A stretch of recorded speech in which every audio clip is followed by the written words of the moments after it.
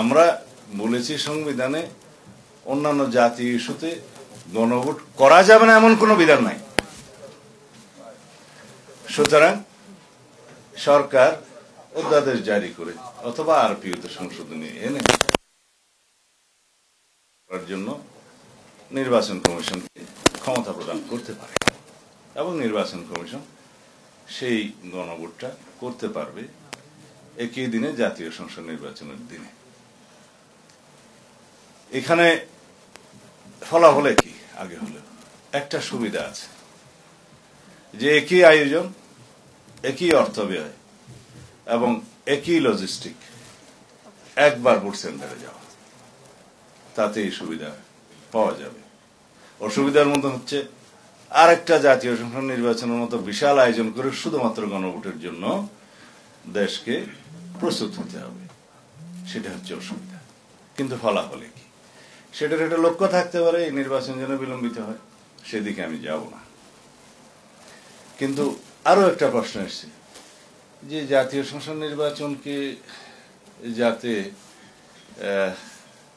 অসুবিধার মধ্যে না ফেলে, যাতে জনগণকে বিভ্রান্তির মধ্যে না ফেলে, সেই জন্য নাকি দুইটা ব্যালট দিলে একটু একই দিনে অসুবিধা হবে।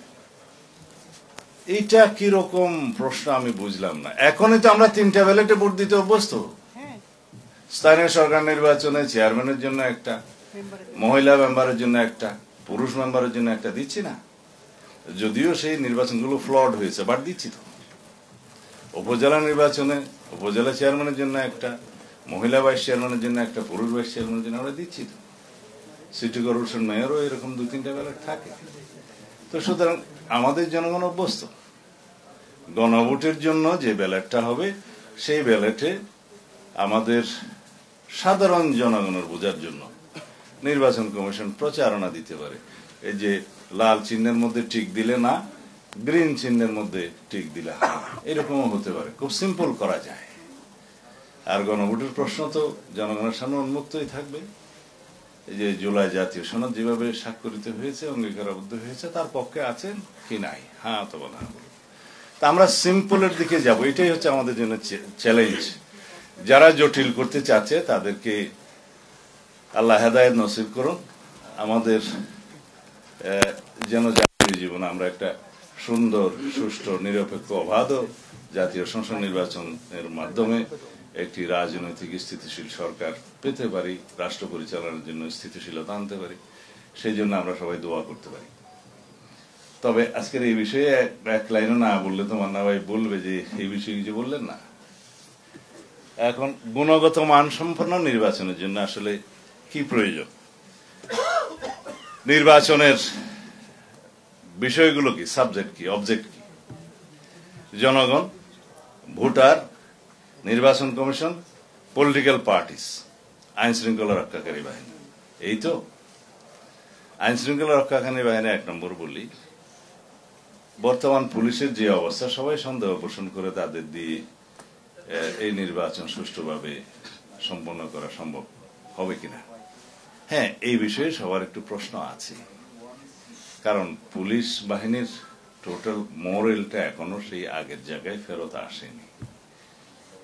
কিন্তু তাদের সহায়তার জন্য 1 লক্ষেরও বেশি সেনাবাহিনীর সদস্যগণ কাজ করবেন, সেটি ইতিমধ্যে সেনাপ্রধান এবং সরকার প্রকাশ করেছে। এই তথ্য তাদেরকে সেই বিষয়ে ট্রেনিংও দেওয়া হচ্ছে।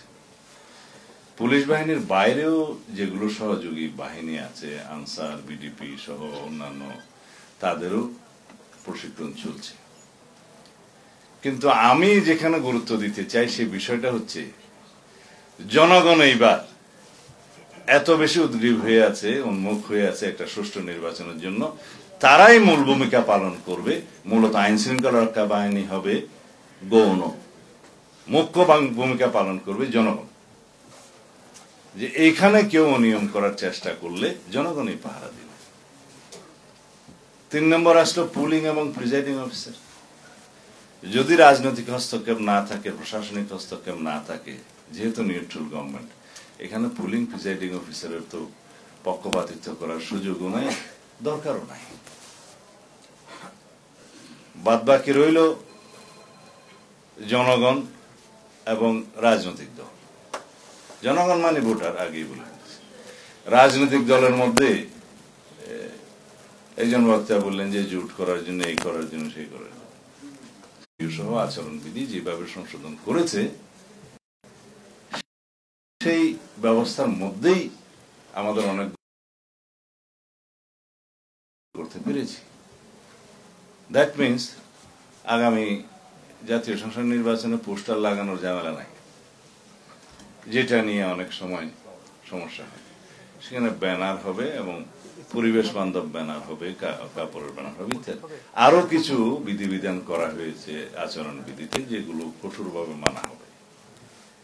তো বাকি রইল যে সমস্ত ফেসিবাদী শক্তি নিষিদ্ধ ঘোষিত হয়েছে তাদের কর্মকাণ্ড কি হবে, বা দেশি বিদেশি যে একটা চক্র আছে বাংলাদেশে অস্থিরতা সৃষ্টির জন্য তাদের তৎপরতা কি হবে। This is the main challenge. এতক্ষণ আপনারা বোধহয় সেই বিষয়ে আলোচনা করেছেন। বাংলাদেশ সুষ্ঠু নির্বাচন যাতে অনুষ্ঠিত না হতে পারে এই জন্য কথিত ফ্যাসিস্ট গোষ্ঠী তো, ফ্যাসিবাদী গোষ্ঠী তো চেষ্টা করবেই, কিন্তু এখনো পর্যন্ত তারা কি কোন অর্জন করতে পেরেছে? না। ঝটিকা মিছিল বা গেরিলা টাইপের দুই একটা মিছিল দিয়ে রাতের অন্ধকার অথবা শুভে সাদেকের সময় ফটো টোটো তুলে তাদের নেতাদের কাছে পাঠিয়ে দিচ্ছে। এখন শুভে সাদেকে মিছিল দিলে রাস্তায় কেউ থাকে না, সেই ফটো টোটো ভিডিও টিডিও দিয়ে কৃতিত্ব নেওয়ার চেষ্টা করছে। কেউ কেউ ভিডিওতে জুমে, কেউ দিল্লি থেকে, কেউ ফ্রান্স থেকে বয়ান টয়ান দিচ্ছে। এগুলো বাংলাদেশের মানুষ পাত্তা দেয় না। আমরা যদি ফ্যাসিবাদ বিরোধী জাতীয় ঐক্যটা শক্তিশালী করি, সমুন্নত রাখি এবং এই গণতান্ত্রিক শক্তিটাকে আমরা সম্মান করি, আমাদের মধ্যে বিতর্ক হবে। কিন্তু আমরা যদি এই গণতান্ত্রিক ঐক্যটা, ফ্যাসিবাদ বিরোধী জাতীয় ঐক্যটাকে সমুন্নত রাখি এবং শক্তিতে পরিণত করি, ইনশাআল্লাহ ভবিষ্যতে বাংলাদেশে ফ্যাসিবাদের কোনো উৎপাত এবং উৎপত্তি দুটোই হবে না।